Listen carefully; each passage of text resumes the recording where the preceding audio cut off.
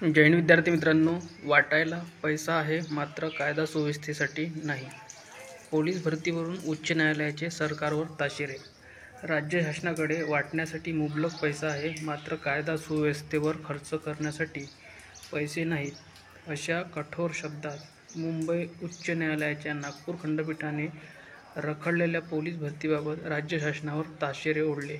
या प्रकरणी उच्च न्यायालयाने गृह विभागाला 3 महिन्यात नवे धोरण निश्चित करण्याचे निर्देश दिले. नागपूरमधील खड्ड्यांमुळे वाढलेल्या अपघाताच्या प्रश्नाबाबत 2020 मध्ये उच्च न्यायालयाने स्वतःहून जनहित याचिका दाखल करून घेतली आहे. या याचिकेवर बुधवारी न्यायमूर्ती नितीन सांबरे आणि न्यायमूर्ती सचिन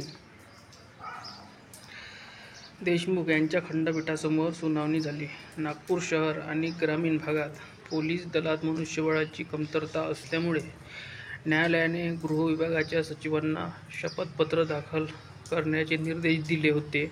यात गृह विभागाने निधीच्या अभावामुळे पदभरती रखडल्याचे कारण दिल्यामुळे न्यायालयाने संताप व्यक्त केला. कायदा व सुव्यवस्थेचा प्रश्न. गृह विभागाच्या अधिकाऱ्यांनाच गृह विभागाच्या निर्णयाबाबत माहिती नाही. पोलीस आयुक्त तसेच पोलीस अधीक्षक हे भरतीबाबत हतबलता दाखवतात. समाजात गुन्हेगारीचे प्रमाण वाढत आहे. या पार्श्वभूमीवर पोलीस भरतीबाबत शासनाच्या उदासीनतेमुळे कायदा व सुव्यवस्थेचा प्रश्न निर्माण होत आहे, असे निरीक्षण न्यायालयाने नोंदवले.